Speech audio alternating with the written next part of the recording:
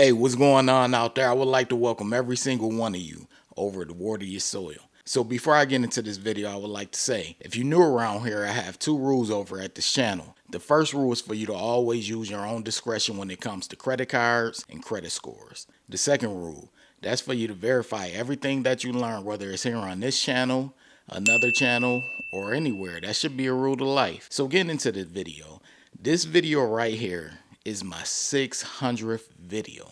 600. If you would have asked me when I first started off with YouTube, and my first video was of me unboxing the Amex Platinum card back in 2021, if you would have asked me back then if I would have 600 videos on YouTube concerning credit cards and credit scores, I would tell you you're probably out of your mind. I would say there's no way that I'm gonna sit up in front of a camera and do 600 videos. Because what a lot of you don't understand, talking in front of a camera is really not my thing. But I figure, hey, I could get on here and reach people that I probably would never be able to reach by being on this platform. So throughout the 600 videos, it has been an up and down roller coaster. I'm not gonna lie. It's not like it's been an upward slope. I don't think anything in life is when it comes to achieving things and when it comes to aiming to accomplish something. But one thing that's been consistent with these 600 videos is I like to get the truth out and I like to bring the data forth. And what comes with getting the data out and getting the truth out, everyone is not going to agree with you. Everyone is not going to be a fan of you. But that doesn't derail me from getting the truth out. Now, I always say on this channel, I'm pro credit card. And I'm a fan of credit cards. However, my passion is helping people understand credit cards while staying out of credit card debt and also increasing their credit score. That's my passion. But I salute you all for supporting me along the way with these 600 videos. We always talk about credit cards and the great benefits that come along with credit cards. But the reason why this video and this news that I'm going to tell is so important is because it tells the other side of it, the side that's not really talked about often. So you want to watch this video in full because they really break down the numbers in this article. And the way how credit card news works around here is I read through the article or excerpts, and then after that, I give my opinion on the article. So you always want to stick through. So I'm not going to waste any further time. We're going to get right into it. All right, let's go. So this article is by Money US News. It says, when it's credit card rewards versus debt, debt always wins. Credit card rewards can be valuable if you're not paying interest. And this was released on June 25th, 2025 by Jessica Merritt. So the key takeaways in this article says, you might be tempted to overspend credit card rewards, especially when chasing a sign-up bonus. Carrying a balance can result in interest charges that quickly wipe out the value of rewards you've earned. Spending within your budget and paying off balances before interest charges apply is the best way to benefit from rewards. So from the key takeaways, you see where this article is going. And I know in the credit card world and the credit card space, a lot of people, they don't like to hear about debt. But it's important because while you're chasing these rewards, you're also building up debt. And salute to the people out there who do have the income to cover the expenses that they make with their credit cards. And they're able to pay off their balances and they're not impacted as far as their credit score or their wallet. You know, they still have money. However, if you're not in the financial position to make these purchases that you make with a credit card, you're just digging a hole and no one's going to be left to deal with that hole besides you. Your favorite YouTuber is not going to help you. Your favorite person on Reddit, your favorite person on TikTok or any forum, they are not going to be able to help you dig out of that credit card debt. And a lot of you need to take that into consideration. So we're going to continue with this article. Let's go. It says, credit card sign-up bonuses and ongoing rewards can provide hundreds, even thousands in value redeemable as cashback, travel, and more. Those rewards offer something extra every time you spend, sweetening the deal on purchases you have to make anyway. But spending beyond your budget to meet a sign-up bonus or using rewards earning rates to justify an unnecessary purchase can set you up for credit card debt. Earning rewards and paying off your balances before interest charges apply is a solid approach. It's when interest charges and revolving balances enter the picture that it becomes a problem. Let's do the math on how credit card debt stacks up against rewards and see how you can earn rewards without racking up massive debt. And this is why I told you all to stay tuned for the rest of the article, because what they're going to really do is break down the numbers. And I hope them breaking down the numbers get you all to understand the amount of debt that you really could get in when it comes to these credit cards. And they're going to break it down as far as the amount you're going to get from the reward and the amount of debt you're going to have as a result. So let's get right into it. It says overspending and interest versus rewards. Earning rewards give you an incentive to spend on your credit card and could push you to spend more than necessary. Chasing sign-up bonuses could pressure your budget if a minimum spending requirement outpaces what you'll typically spend. Rewards can feel like a game, says Michael Rodriguez, certified financial planner with Equanimity Wealth, a fee-only financial planning firm. It says, quote unquote, but for a lot of people, that mindset pushes spending beyond what they'll normally do, he says. I've seen folks justify purchases they wouldn't make with cash just because they're chasing miles or cash back. Spending beyond your budget, even to meet a coveted sign-up bonus requirement, puts you at risk of accumulating debt. If you can't pay off your balance in full each statement period, you'll have to pay interest unless you have a card that offers 0% introductory annual percentage rate. Paying interest almost instantly erases rewards value, says Caleb Wood Daggett, founder and financial advisor at Commonwealth Strategy Advisors, a retirement planning firm for federal employees. Says, quote unquote, earning 2% in cash back can't compete with 24% APR, he says. Warning signs you're prioritizing rewards over financial stability include carrying a balance to earn a sign-up bonus, opening multiple cards and not paying them off each month, using points to justify unnecessary purchases. It says, quote unquote, if you're carrying a balance just to earn rewards, that's the biggest sign, says Rodriguez. Another is feeling like you have to spend a certain amount to hit a bonus, even if it doesn't fit in your budget, or if you're using points to buy things you wouldn't otherwise get.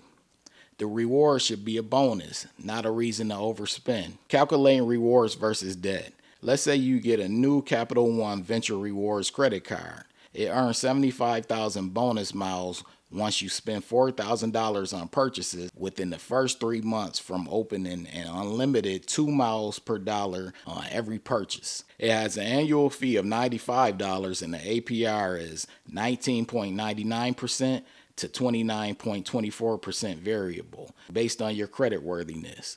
If you spend $4,000 in 3 months, you'll earn the 75,000 mile sign-up bonus worth at least $750 and at least another 8,000 miles from earning 2 miles per dollar worth at least $80. That gives you a total rewards value of $830, though you could get more value if you transfer miles to Capital One's partners. Although you get at least $830 in value out of the sign-up bonus, there's that $4,000 balance to take care of. If you can pay it off in full, great, you're ahead of the game. But that $830 sign-up bonus value could turn into thousands in interest charges if you can't pay it off right away. If you only pay $100 per month on your $4,000 balance at 24% APR, it would take almost 7 years and more than $4,000 in interest charges to pay it off, far outpacing the $830 value you earn. Even if you make $250 monthly payments, it would still take almost 2 years and nearly $900 in interest to pay it off. Choosing a card with a 0% introductory APR can soften the blow. If you had an 18-month 0% introductory APR on purchases, you can make that same $250 monthly payment and have the $4,000 balance paid off in 16 months. You won't pay any interest charges by paying off the balance within the 0% introductory period. The bottom line is best to pay off your balance in full before interest charges apply, or you'll easily wipe out the value of rewards. And I'm going to stop right there because this is something that I always talk about on this channel. If you cannot afford to pay off your statement balance in full, you should consider not making the purchases. Now, this is talking about people chasing rewards, meaning an intro reward on a credit card. And that could be addictive. And I want to start hearing from people sooner than later because I believe one day we're going to hear all of these talks about people being credit card poor. You ever heard of house poor? House poor is when people really can't afford their house, but they have it. And that's what I'm starting to see when it comes to credit cards. Credit cards can be so addictive, and using them can be so addictive that people become credit card poor, meaning they'll have all these credit cards with all of these great credit limits, and they just spend and go and buy this and take this trip and do this and that. And then eventually they look, and the amount of debt that they accumulated since they haven't paid off their balance in full every month has just become so big that they feel like it's impossible for them to pay it off. There are people with $10,000 in credit card debt, 20, 30, 40, even some with 50. And this comes from people often seeing that they have such a big credit limit on these cards that they feel like, hey, this is my money. They view credit cards the same way they view a checking account. They'll say, I have a credit limit of $20,000, $30,000. So I have that amount that I could go and spend. That's my money. And it's not your money. It's not a checking account. It's not money that you can just go and spend and not have to pay off. You're going to have to pay it off. And saying that you'll get to it later usually never comes for some people. Some people, they usually have a credit card debt pile up so high that they can't pay it off. They have other things they have to worry about, such as a family, such as a lifestyle, such as career, whatever it may be, and that gets in the way of them paying off debt. So when it comes to these credit cards, it's best to not bite off more than what you can chew. Meaning, if you do the math and do a budget, and a credit card has a bonus if you spend $5,000 in 6 months or whatever it may be. If you know you don't have any expenses coming up where you'll be able to make that $5,000 purchase, you should consider probably not getting the card. Do pros and cons, of course, but it's more than likely that you shouldn't get the card. I can't tell you all what to do. You are a grown adult, so I can't tell you what to do. However, if you know you can't afford something, it would be best to not sign up for it.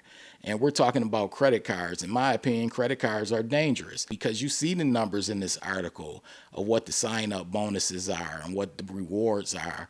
In my opinion, it's really not worth it unless you're consistently getting something out of these cards.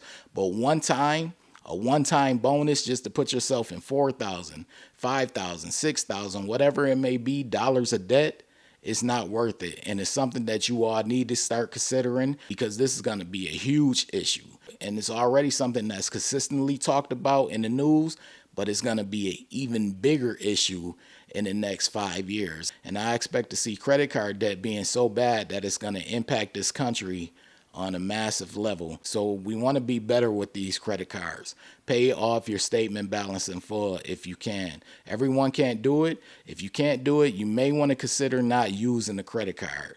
That's the best thing I could tell you when it comes to it. If you can't afford it, don't spend it. And if you can afford it, pay it off in full.